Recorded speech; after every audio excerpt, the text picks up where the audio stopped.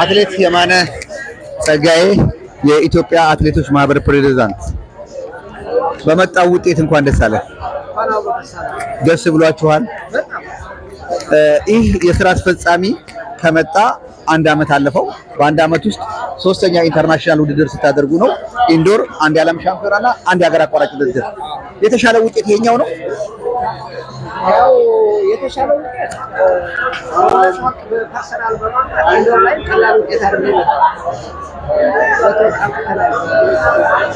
ኢንዶር ማለት ነው። ሁለት ብርም ነበረ።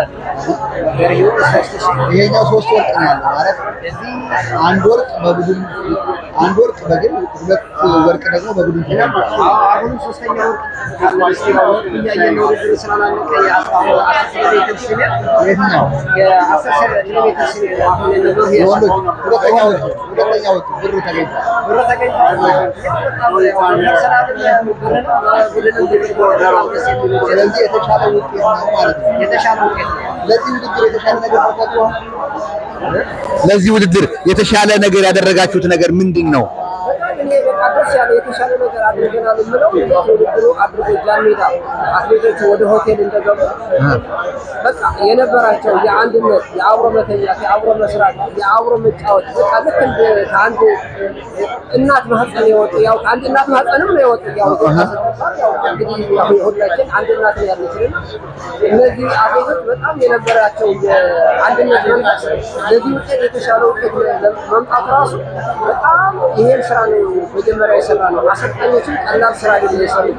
ወደ አንድ መንፈስ እንዲመጡ አንድ ላይ እንዲሰሩ ልክ በቃ ይሄ ነበር የናፈቀን። ከዚህ በፊት የነበረ አብሮ አለመብላት፣ አብሮ አለመተኛት፣ አብሮ አለመስራት ብቃቱ እያለ ይሄንን ነበር ውጤታችንን አፍሪካ በጣም ደስተኛ ነኝ። ይሄ ቲም ስፒሪት አሁን ያለው ውጤት ወደፊት ምን እንጠብቅ? ይቀጥላሉ ወይስ ይሄን ካላስቀጠልና እንግዲህ ከዚህ ትምህርት በጣም ሁሉም አትሌቶች ትምህርት ይወስዳሉ ብለን እናስባለን። ሁሉም የሚመለከተው አካል ይሄንን የቲም ስራ ምን ያህል ጥቅም እንዳለው አቅማቸው የሚፈትሽበት ቡድን ስራ እንዲሰሩ ለሌላው ሀገር ተጽዕኖ መፍጠር የሚችሉበት ነው። የድሮ ዘመን ይመለሳል ብዬ አስባለሁ። ኦልሬዲ ተጀምረዋል። ከዚህ የበለጠ ደግሞ ነገ ብዙ ውድድሮች ይኖሩና ማራቶን አለ 2027 አሁን ጊዜ ነው። ኦሎምፒክም አሁን ጊዜ ነው። 3 አመት ነው የቀረው። ከ3 አመት በታች ነው ያለውና የተሻለ ነው የሚጠብቀው። እንዴት አገኘኸው? ማለት አንተ አትሌት ነህ፣ ስትወዳደር ነበር። አሁን አመራር ሆነ ደግሞ ውድድሩን ስትመለከት ምን አይነት ስሜት አለው? እውነት ለመናገር መወዳደር ነው ለኔ የሚቀለኝ። መወዳደር ይሻላል። መወዳደር ይሻለኛል። ምክንያቱም በቃ ለራሴን ምን ማድረግ ይጠበቅ ቢሆን ምን ውጤት አመጣለሁ ብዬ ነው የምጨነቀው። እዚህ ደግሞ የአጠቃላይ የቲሙ ነው የምትጨነቀው። ወደ አመራር ስትሆን ኃላፊነት ነው። እውነት ለመናገር ኃላፊነት ቀላል አይደለም። እዚህ ትሬኒንጋቸው የቦታው ኮርስ ያለው ነገር አብሮ እዚህ ደግሞ ጀግና አትሌቶችን እዚህ ተገኝቶ የሰጣቸው ሞራል ድጋፍ በቃ ለእኛ ራሱ ትልቅ የኃላፊነትን መውሰድ የነበረብን ያው ወስዶልናል ብለን እናስባለን። ይሄ በቃ ለወደፊት መለመድ ያለበት ጀግኖች አትሌቶች እንደ አትሌቶች ማህበር ፕሬዝዳንትነት እዚህ ውድድር ላይ መገኘት አለብህ ብለው ከሚያምኑ በጽኑ ከሚያምኑ አንዱ ነኝ። ግን እዚህ ጋር በመገኘትህ አንተና ከአትሌቶቹ ጋር ዲስከስ አድርገህ የፈታህላቸው አትሌቶቹን እንደ አትሌት ማህበር ፕሬዝዳንት ሆነህ ያነጋገርካቸው ነገር አለ? አዎ በጣም ከመጀመሪያ ጀምሮ ሆቴል ሲገቡ እኔ ቅር እንዳይሰኙ በተለይ አንድነት ምን ያህል እንደሆነ በማራቶን ታውቃለህ። ሞስኮ ላይ ዓለም ሻምፒዮና ላይ ቤጂንግ ላይ በተለያዩ ውድድሮችን 4 ዓለም ሻምፒዮና ተወዳድሬያለሁ እና በቲም ለሌላው አገር የሳይኮሎጂ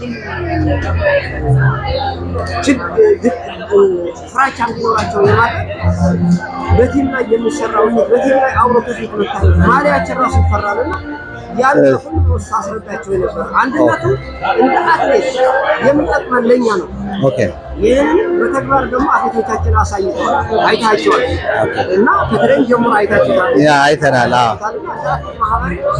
ያው አትሌት እንግዲህ ከዚህ እኔ ለወደፊት አሁን በጣም ማሳስበው እንደዚህ አይነት ጀግኖች ትልቅ ነበር አሁን አሁን አይታችኋል። እዚህ አካባቢ ተከታታይ ስታሸንፍ የነበረው ችሌ እዚህ ያለ እነ ቴርቃታ ነው ሌሎች አትሌቶቻችን ወደፊት መጥተው ተጽዕኖ መፍጠር ይቻላል።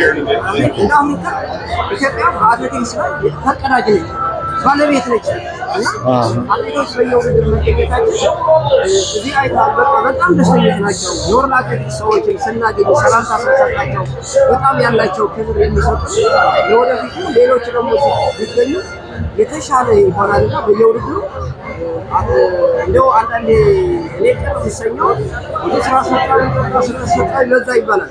የኬንያ ስራ አስፈጻሚዎች ነባር አትሌቶችን አይታቸዋል። በሆቴሎች በዚህ ውድድር ሪዘርቭ አትሌት ሳይቀር ይዘው ይመጣል እና የነበሩ የቲም አሰልጣኝ ብዛት የስራ አስፈጻሚዎችን ብዛት በዛ ላይ ደግሞ አብዛኞቹ አትሌቶች ናቸው።